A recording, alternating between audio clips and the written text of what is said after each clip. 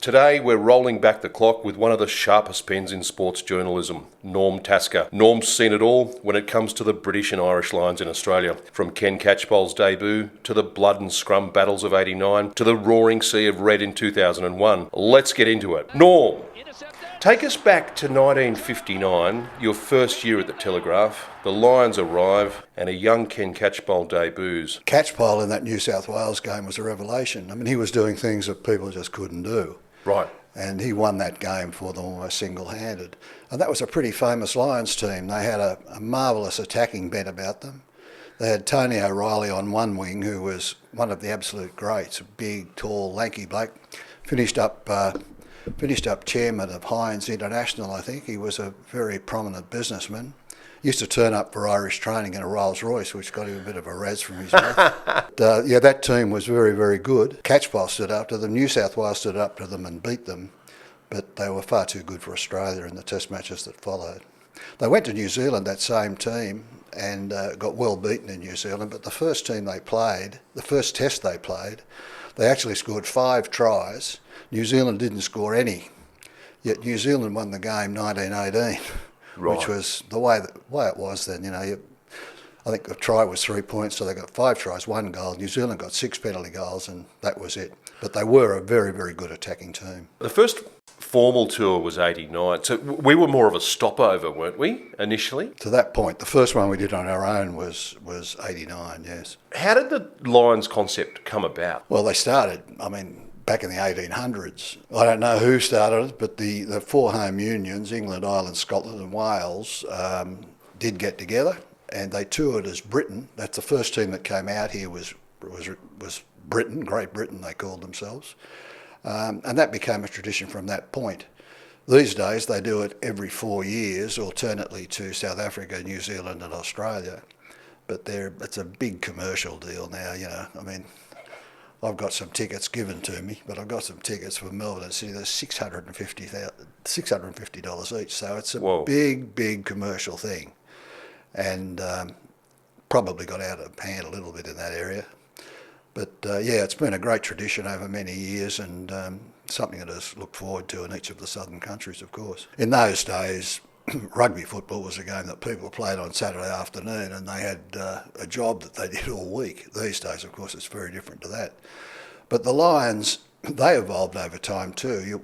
You've been talking about, a lot of people talk about how rough they were. It's punches galore. In the early days, they were convinced they got bashed up, particularly in New Zealand. In fact, they did. Who, the Kiwis? Or? Some of those games in New Zealand were absolutely torrid, Canterbury and people like that. And the same in South Africa. So the Lions actually took a pretty deliberate tactical shift to be aggressive, to stand up for themselves. And that sort of started, I think, 59, 66, they were pretty soft, but by 71, they'd started to realise that if they're going to compete, they had to toughen up. And they did toughen up. He follows.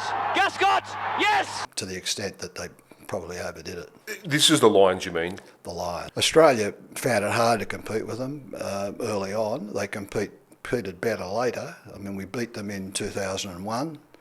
We should have beaten them in '89. We took 1 test off them in 2013, but got well monstered at the end.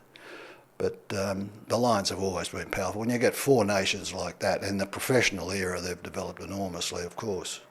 So they're pretty hard to handle. Did they not have a coach at one stage, or early on? Well, they didn't have a coach. Up till 1960, about 1968, coaching was really not allowed. Is that right? That's right. There was a fellow called Alan Pass was captain of Wales, and he made a comment in the paper one day that he thought it'd be good if we could win. And they hammered him for that. They said that was ungentlemanly. That's not what you do. You just play the game. The game's the thing. Winning is not the important thing. Okay. And they didn't have any coaching. Coaches were banned. Teams weren't allowed to gather until 2 days before a test match. It was very, very amateur in the old days. By 1971, we see Queensland beat the Lions, and New South Wales nearly does the same. What's going on there? Australia in 1971 was not well placed. We'd been good in the early 60s when John Thornett's team was going, and but we lost it. That whole team left virtually en masse, and we had a whole bunch of new young blokes, and they just couldn't compete in the late 60s. 71, the Lions arrived. Their manager was a fellow called Dr. Doug Smith, and he claimed that the problem with the game against Queensland, they were all suffering from a very bad bout of circadian dysrhythmia. What's that? Well, it's jet lag. Oh, yeah. But he was talking about the polarity of the Earth and various things, which sort of indicated the intellectual bent that team later had. But when they played Queensland, they were simply underdone. I remember sitting at the after-match function, I sat with Barry John, who was one of the absolute greats of British rugby, and he just couldn't believe that they'd lost. It was just an absolute turn-up. Although when they played New South Wales later that week, I think that they played Queensland, I think, on the Wednesday and New South Wales on the Saturday. New South Wales were only beaten in the last couple of minutes. Gerald Davis, I think, scored a big try down the wing. So we were competitive, but they were much, much better by the time they got to New Zealand. And are you covering it at this stage? Was I? Yeah. Oh, absolutely. Yeah, absolutely. Tell me a little bit about how you would go about that. Well, I worked for an afternoon paper, so you'd be on the phone sort of doing things as they were happening, and then you'd rewrite it at the end. I don't know, mate. It's just something you grow into. I mean, I never actually wanted to be a journalist, but I got pushed into it because my father died in my last year at school, and I needed a job. Yeah, it was just what I fell into, and I was very lucky. It was a wonderful experience to be able to be close to those teams through that period, both cricket and rugby. Yep. And I was just very lucky. But working at it was just getting to know the people, getting to know what was happening, getting to know what you could and couldn't say, which I always felt was important. And that all comes, of course, with experience. What about the intellectual coaching aspect of the game? Is it changing here at this time? The great shift in coaching came with that 1971 Lions tour. I mean, as I said, the British rugby had been very amateur at that point, unbelievably amateur. They didn't even want to concede the word professional when it eventually turned. They called it open rugby. But really? Open rugby? Yeah, they didn't like the word professional. Okay. Very British, mate. But Carwyn James was coach of that 1971 team that went to New Zealand and stopped here on the way. He was an academic of pretty high repute. He had played fly half for Wales in the 50s. He was coach of Llanelli, which is a very big and famous Welsh club at that time, and very, very successful. And he took on the Lions with a determination to make the game a bit more intelligence than it had been to that time. He worked out coaching structures. He worked out how to get a scrum going. He worked out.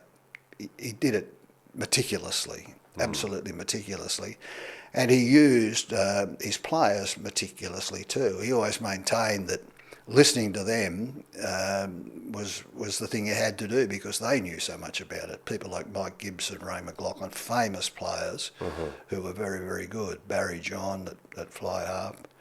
And they changed. They just changed the game. I remember having a discussion with Ray McLaughlin, who was an Irish prop and a very, very smart man. He reckoned the tight head prop in the rugby team had to have the highest IQ of anyone in the team. I don't think that was generally accepted over the years, but he was a very smart guy, and he worked out the mechanics of it. How the scrum wasn't just chuck the ball in and let it come out and then the backs run. The scrum was something that you could tire the other team out. It was a platform to sort of exert strength, a platform on which to dominate, and he just changed everything, and that's been the fundamental of the game we play today. Then comes 89, the infamous tour. What really went down in that series there? Well, the critical thing that went down was Campese's pass to Greg Martin, yes. which cost them the series. But those things happen, of course. Well, I don't know. Bob Dwyer, who was coach at the time, reckons that it was a deliberate tactic of the Lions just to bash up the Australians, and particularly the important Australians. Nick Farr-Jones was the halfback, and a very good halfback. And he maintained that at least 6 of the 8 Irish forwards had landed a punch on his chin at some stage during the game. And Dwyer thought he thought it was the dirtiest team he'd ever dealt with, and he also thought that they did it deliberately as a constructed tactic, which is quite possible because later on, when Willie John McBride was captain of the Lions, they did a tour of South Africa where they had a call 99, which meant if there was any trouble, everyone's in. And it happened twice. And one in, all in? Is that where that One goes? in, all in. And based on the theory that a referee wouldn't send everybody off. But yeah, they did have have a very combative attitude in 1989, but it wasn't just then. I mean, it was something that was built into the Lions after that 71 tour of New Zealand. Just on one in, all in, that's the Highlanders logo too, isn't it? Is that where it came from for Gordon? Oh no, we would never do anything like that again. That was it. No, but wasn't that the tag? One in, all in? Well, one in, all in terms of commitment, different sense, yes, commitment, and all that sort of stuff. Yeah. But no, his one in, all in was when there was a blue on. Yeah, everyone's in it. It wasn't connected. It didn't come from there. Punch the nearest man. Yeah. 2001 gave us one of the all-time great finishes. What was happening there? Oh well, in 2001. Well, from 1991 until about 2007, I think Australia led the world, to be honest. We led it in the structures we had. There was a coaching system set up, run by Dick Marks, using a lot of old internationals that developed a really good coaching plan that started at the grassroots. It went through the schools, it went through the juniors, it went through every grassroots club, and it just continued to the national team. And they developed a very, very good approach to the game. We'd won the World Cup in 91, we won it again in 99, and by 2001 we were at the very peak of our powers. So that tour, we were expected, I think, to be better than the Lions, and so it came to pass. Only just, but we did win. That was a very violent tour in its own way too. I mean, the New South Wales game was just horrific. Ronan O'Gara was the Lions 5/8 fly half. Yep. And he came off the field. He was just absolutely covered in blood. He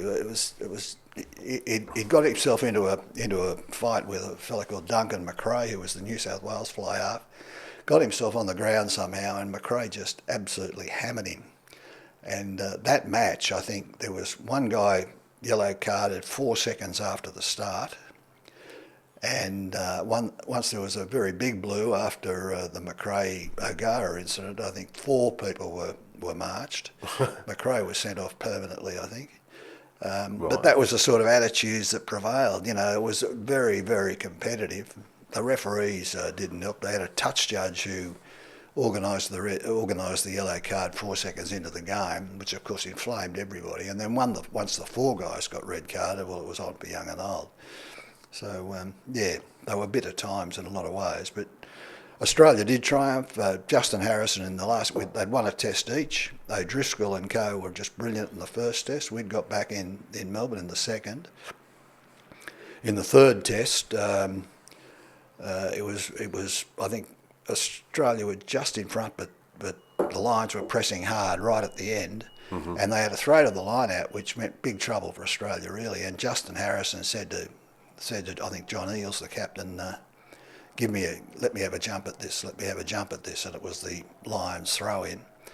Right. And he did it, and he got it, and he saved the day. Yeah. Australia had everything going for him at the time. You know, they did deserve to win. Yeah, but by 2013, the Lions were just too good. Well, they were. They won the first test.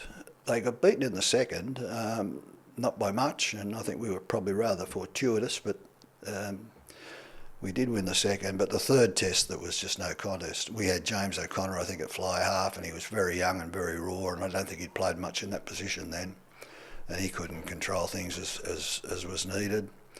And the Lions had a really powerful centre, a fellow called Jamie Roberts, who I think made the big difference that day. He just carved us. But yeah, they were very good. They've always been very good, but that one was much better than us. Australian rugby at the time, were we holding on to some amateurist kind of mentalities around that time? If anything, we probably got a bit too professional. A bit too professional. I mean, one of the things that carried us, as I said, that coaching structure we had at the end of the amateur era, that was disbanded for some reason when we went professional. I'll never understand why. But that carried us. There was an amateur overhang which carried us right through till about 2001, 2003 even, and we almost won the World Cup. Disintegrated a bit by 2007, but we were very good at the end of the amateur days, and I mean everything was so different. I mean, I toured with Wallaby teams who had a coach and a manager, and that was it. No medical help, no physios, no. I noted with the current Lions team, not only do they have, I think they're built up now to 45 players for 9 games. You know, I mean it's pretty much overdone. But they have a touring paid staff of about 40 people, and that includes videographers and people that aren't actually dealing with the team. But I think the team itself, they've got 7 coaches, and they've got dietitians, they've got analysts, they've got all sorts of people, and it's just a different game entirely. And it's very hard to different game entirely. Yeah, more competitive. You're saying it's also very hard to keep that many people productively engaged. You know, I mean, everybody's got to have an oar in the water, and I don't know. It's just not as controllable as it once was. I don't think. But again, I measure much of my judgments by things that happened a long, long time ago. The world does move on. So, sorry, just on the amateur thing, pretty good setup there. You're talking towards the end of the amateur days. We did. Yeah. We were sort of semi-professional towards the end of the amateur era. Right. The only difference was they weren't getting paid. That was. But they were absolutely committed. And once the money came, there were less volunteers, so it sort of had it had a negative effect in that respect too. So it had to happen. Don't get me wrong. I mean, professionalism had to happen, and professionalism done properly is a very good thing. But there's a big difference between professionalism and mercenary behaviour, and there's also professionalism can be overdone. I think today it is probably a little bit overdone. I think the game is probably a little bit overcoached, and I think the game is probably a little bit a lot over-refereed. Do you? Yeah. I do, yes. I think the game is too complex to have referees convinced that they should blow the whistle every time they're entitled to. And you don't have just one referee. There was a time when the referee was the sole judge of time, law and fact, but these days there's 5 of them. You've got...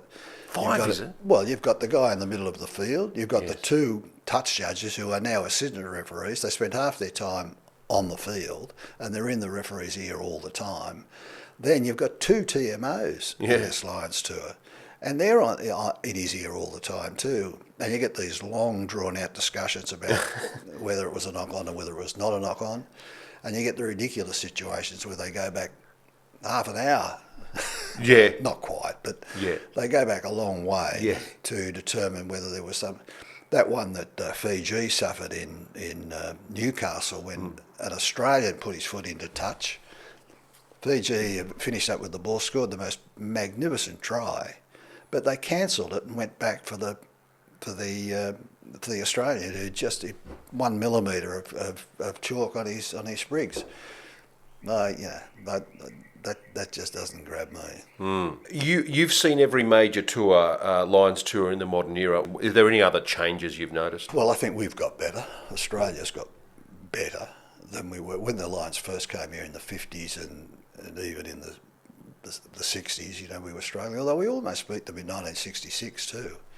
We were denied 2 tries, just short of the line. Almost beat them there. Almost beat them in the Sydney Test, got well beaten in the Brisbane Test. But since then, Australia has, in the professional era, of course, developed a much more robust sort of attitude to the game, and we are more competitive than we once were. No question. If a young Norm Tasker was covering the game today and you were in the press box, what are you looking for? I know it's very different now. I mean, in my time, you go to the press box and there'd be a guy from the Sydney Morning Herald, a guy from the Sun, a guy from the Daily Mirror, a guy from the Telegraph, and maybe a guy from the Brisbane Courier Mail, and that was it. Yeah. There'd be nobody else. Right. Now you go in there, there's .com this and .com that. There's a plethora of people. Okay. Everything is done by press conference, and in my era, you become mates with all the players. You know, you go into the dressing room after the game, you talk to them there, you'd sit down, you'd talk to them in the shower, you'd have a beer with them. In your era, yeah. In that era, yes. But you're not looking for the secret sort of. That's just not possible now. Yeah. The only thing you can do now is rely on what you hear at press conferences. I mean, the good ones still find out what's going on, of course. But generally speaking, I think it's a very different world in journalism, just as it is with the game itself. When you say find out what's going on, you just have to spend time with talking with people. Is that right? You do. Yeah. I mean, in the era that I did it, you could ring up Dennis Lilly at 6 in the morning and he'd talk to you. You can't do that now. And I knew everybody. You get invited to the weddings, and they're all still friends. I mean, I've just been to a reunion of the 75 Wallabies, and it looks like, it's just like we were back there. Yeah. All mates. And those things are really important, Whereas now the media is a bit more sensationalist, and so they're trying to go. Well, it's also a bit more distant, I think. Yeah. I don't think it gets anywhere near as close as we used to. That was Norm Tasker, Living Archive, straight shooter. It's been another world. I'm Chris Thomas, and thanks for watching.